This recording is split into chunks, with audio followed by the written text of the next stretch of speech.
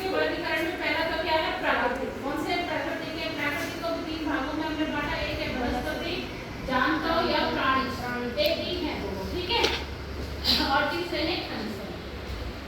आगे सबकी समझ में प्राकृतिक यानी जो हमें प्रकृति प्रदत्त है, प्रकृति से जो हमें मिलते हैं, जिन्हें हमने खुद नहीं बनाया है, ठीक है। तो इसमें वनस्पति आया, वनस्पति में अब आगे आपका कौन सा आया? कपास, लिनन, जूट, हेम, कापोक, ये क्या है आपकी वनस्पति से हमें प्राप्त होते हैं ये, ठीक है। ये पेड़ पौधे हैं, जैसे ये कपास है, कपास क्या है? भिनोरे से प्राप्त होता है, इसका खोया होता है, ठीक है।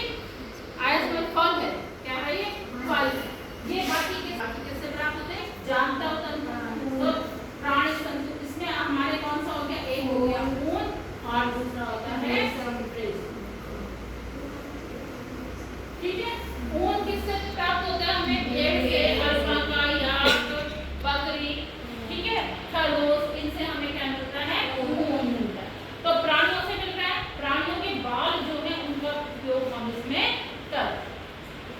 आई बात समझ में? तो ये तो एक क्या होता है? दो प्रकार की ऊन होती है, ऊन एक तो कटिंग करके होती है, ठीक है, और दूसरी क्या होती है? पोलिंग होती है, जिसमें स्किन को खींच के भी निकाला जाता है, ठीक है। तो ये क्या है? दो प्रकार से ऊन प्राप्त हो रही है हमें। फिर आया आपका रेशम, रेशम किससे मिलता है? कीड़े से, इससे कीड़ा इसको बनाता है, कीड़े की लार होती है, और वो लार क्या होती है? हवा के संपर्क पे आने पे मजबूत हो जाती है, ठीक है, तंतु का रूप ले लेती है। और कीड़ा क्या है? उसको चारों तरफ से अपने बुनता है, उसको इस तरीके से खुद उसके अंदर बंद हो जाता है, तो उसको ऊन तैयार हो जाता है। कीड़े मैंने दो प्रकार के आपको बताए थे, एक बताया था जो सैतून के पत्तों पे फलता है, ठीक है, और दूसरा क्या बताया था? ओक के पत्तों पे। एक तो पाला जाता है और एक क्या है? जंगली, ठीक है। और दो प्रकार के कीड़े मैंने आपको नाम बताए थे, बॉम्बॉक्सी मोरी और एंथ्रापर्नी। क्या नाम बताए थे?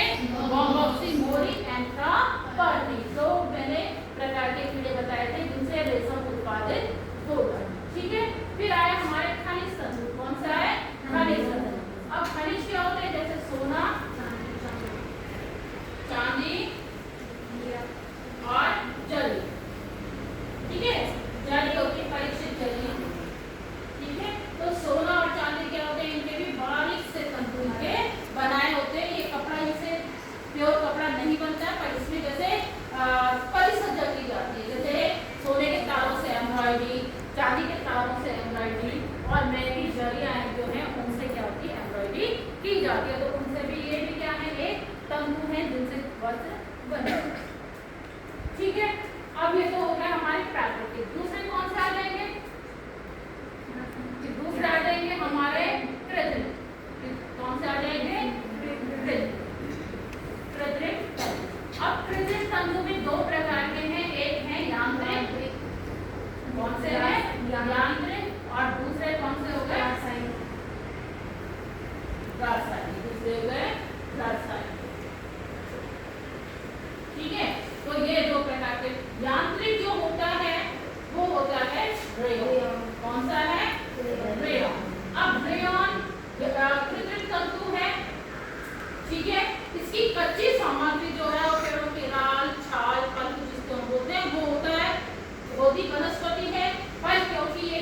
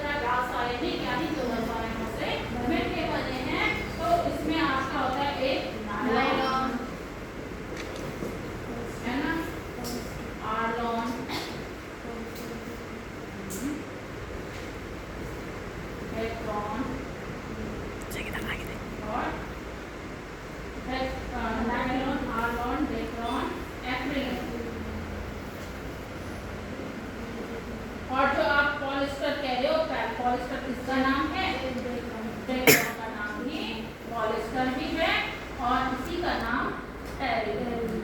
क्या है? टेरिलीन। ये दोनों के ही दोनों नाम, एक नाम भी है, एक नाम भी है। तो ये तंतुओं का वर्गीकरण आप सभी समझ में आया? अब याद रहेगा, ठीक है। प्राकृतिक में हमारे 3 स्रोत हैं जहाँ से हमें मिल रहे हैं। एक तो वनस्पति है, दूसरे जंतु है और तीसरे क्या है? खनिज। खनिज तंतु में भी 2 प्रकार के थे।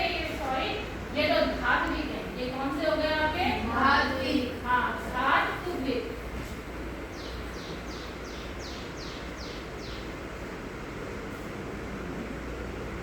ये हमारे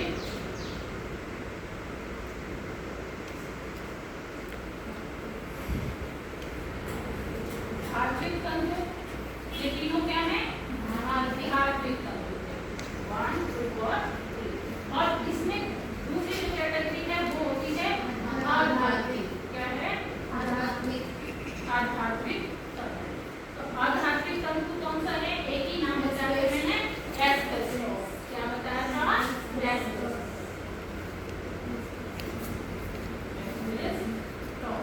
ठीक है। तो ये क्या है? एस्बेस्टोस है। ये जो है अग्निरोधक जो कपड़े होते हैं ना, क्या कहते हैं जिनको? फायर प्रूफ जो कपड़े होते हैं उनको कहते हैं क्या बोलते हैं उनको?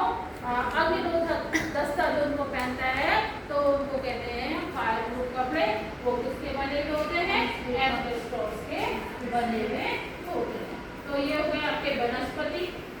दूसरी कैटेगरी क्या आई आपकी? जानवर या प्राणी। तीसरी आई आपकी खनिज तंतु।